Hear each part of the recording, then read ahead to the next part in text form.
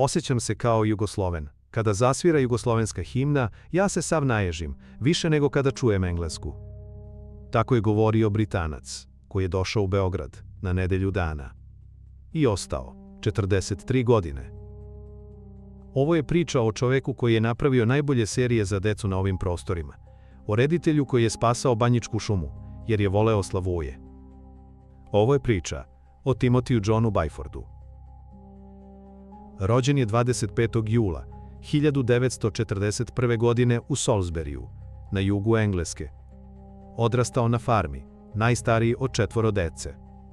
Kako su bile ratne godine, nije bilo para za igračke. Imao je 2 sestre i brata. Zabavu su smišljali sami. Najčešće su se igrali škole, a pošto je bio najstariji, on je bio direktor. U školi nije bio uzoran đak. Kasnije će govoriti, bio sam ono što se zove nevaljali dečak. Jednom je iskopao rupu u bašti, prekrio je granjem i lišćem, na vrh stavio parče keramike. Čekao da sestra upadne.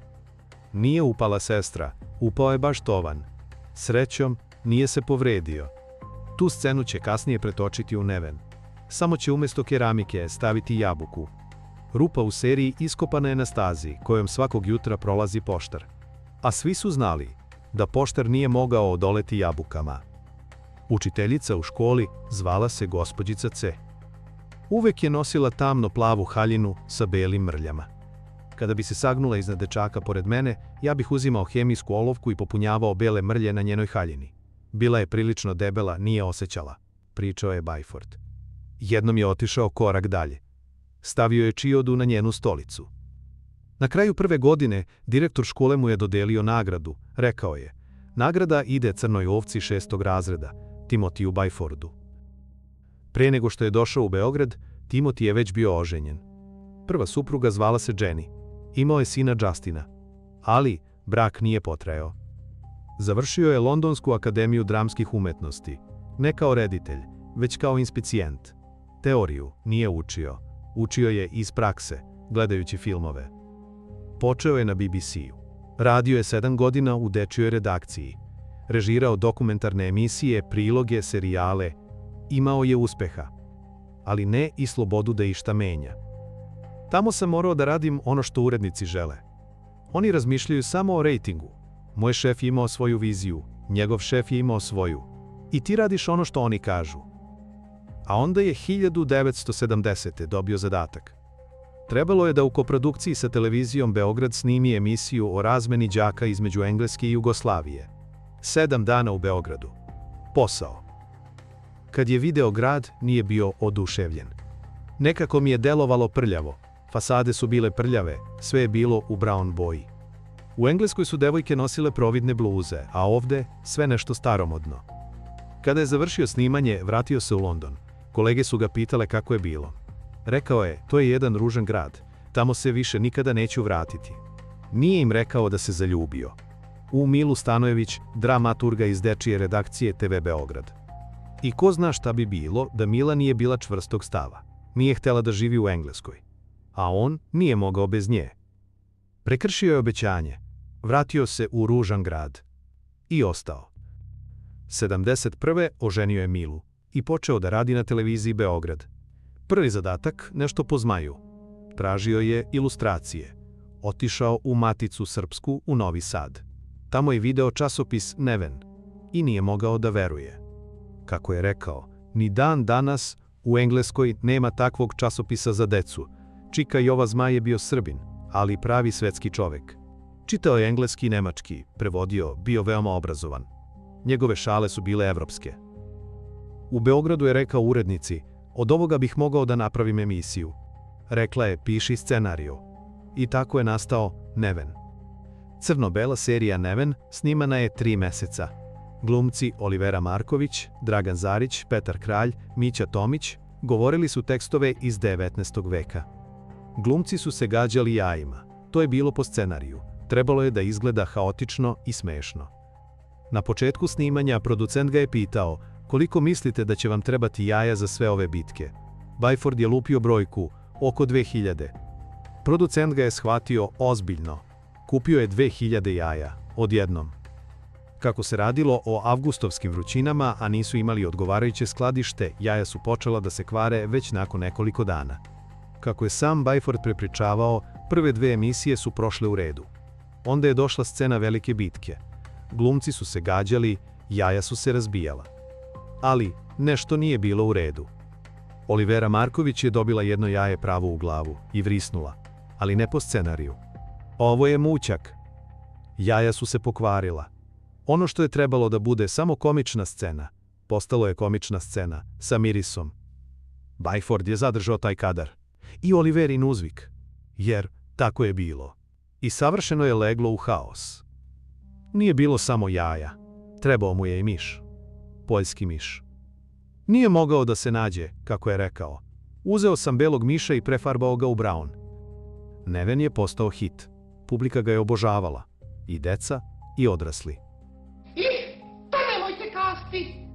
76. godine Byford je režirao Babino unuče, seriju o baki koja iz sela dolazi u grad da bi unuku omogućila školovanje. Glavnu ulogu, čuvenu baku Tomaniju, tumačila je Radmila Savićević. Njenog unuka Jocu glumio je Goran Jevtić. Uz njih opet se okupila ekipa iz Nevena. Olivera Marković, Milan Srdoč, Petar Kralj. Kad je Timothy Byford počeo da radi na Nevenu, nije bio sam. Mila, žena zbog koje je ostao u Beogradu, bila je dramaturg u dečijoj redakciji TV Beograd. I bila je njegova prva saradnica. Zajedno su napisali scenario za Neven. Zajedno su birali glumce, tekstove iz Zmajevog časopisa, smišljali scene.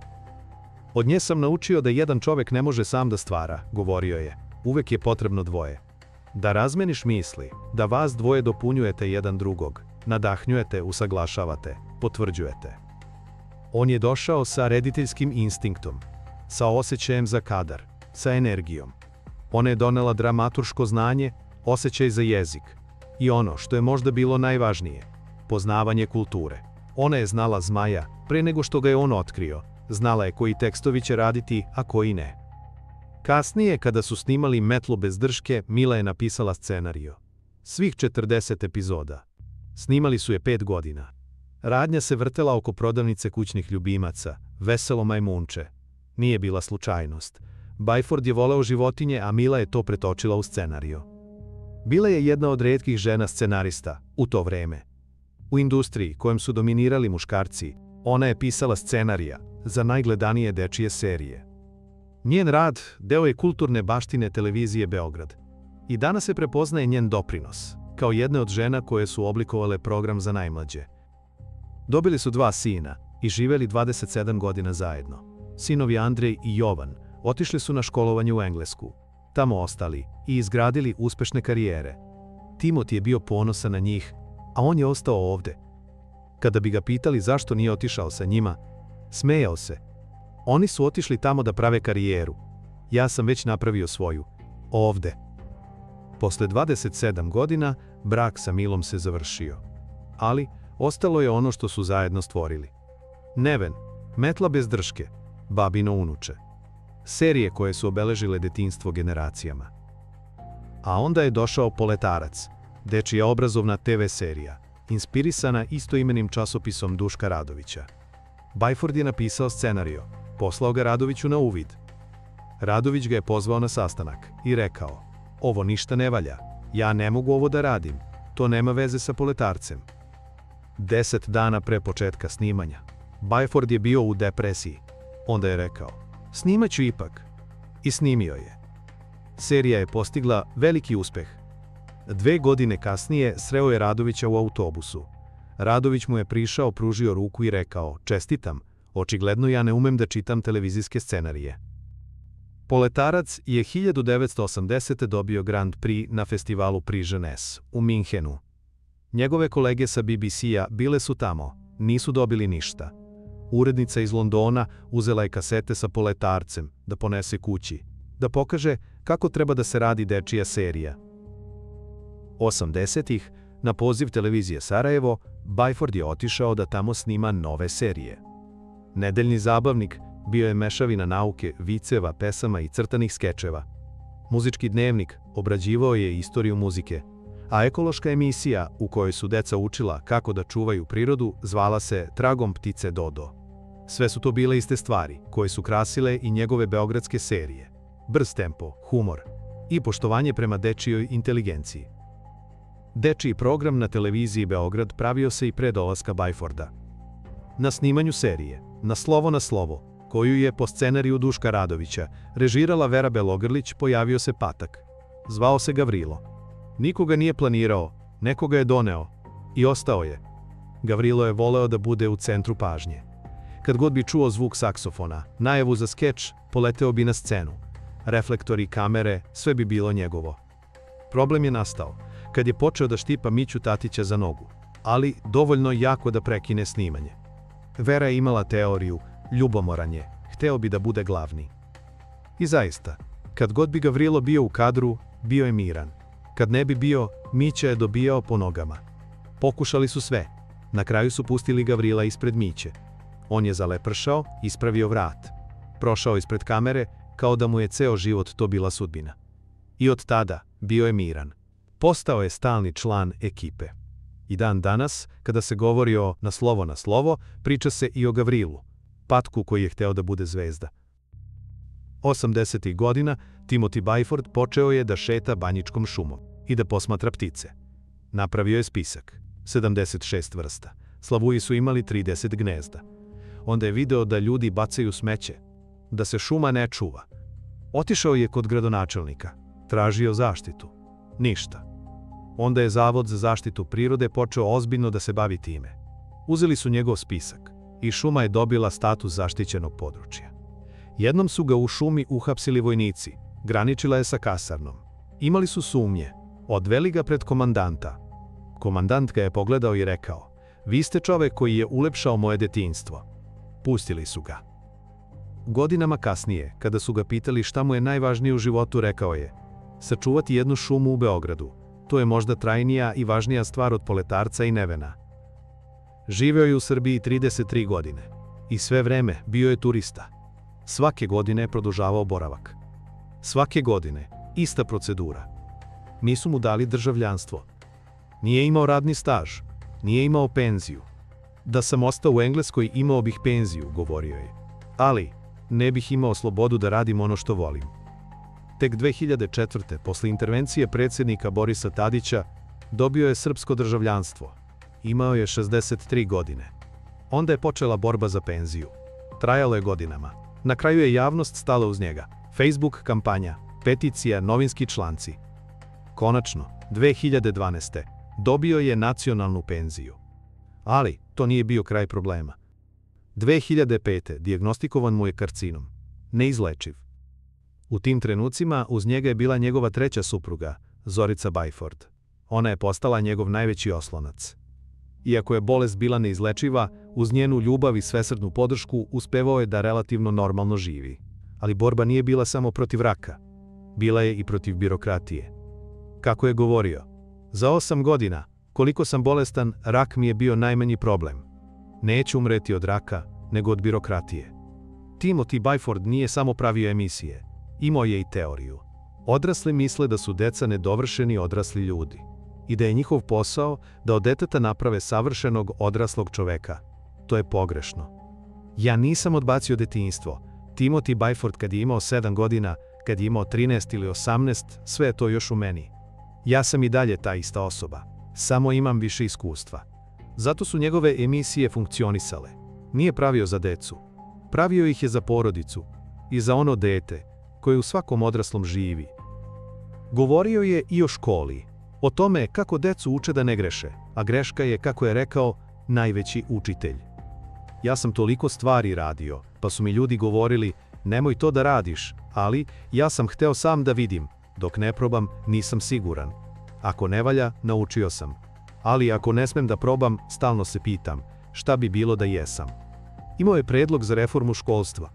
Da mene postave za ministra obrazovanja, prvo što bih uradio, uzeo bih decu za savetnike. Oni najbolje znaju šta im treba. Na dan kada je saznao dijagnozu 4. jula napisao je u Dnevnik: "Ono što bi moglo izgledati smešno je da sam veoma srećan što imam rak.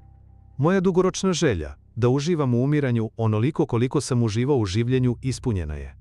Posljednja stvar koju sam želeo je da umrem kao oronuli starac, mirno u snu." Sada ću stvarno da pirujem svakoga dana, kao da je posljednji dan mog života.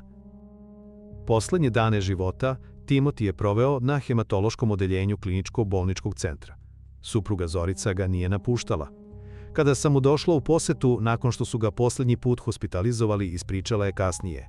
Timi mi je rekao, ja živim samo zato što se ti boriš za mene. Molim te, nemoj više. Trudila se da ne čuje, nije želela da veruje. 5. maja 2014. John Timothy Byford je preminuo. Imao je 73 godine. Na sahrani, po njegovoj želji, nije bilo čitulja, nije bilo posle duge i teške bolesti. Bilo je veselo, sa odlomcima iz Nevena i Poletarca i uz mnogo smeha. Svirala je pesma Abe, ona koju je izabrao, dan pre nego što si došao.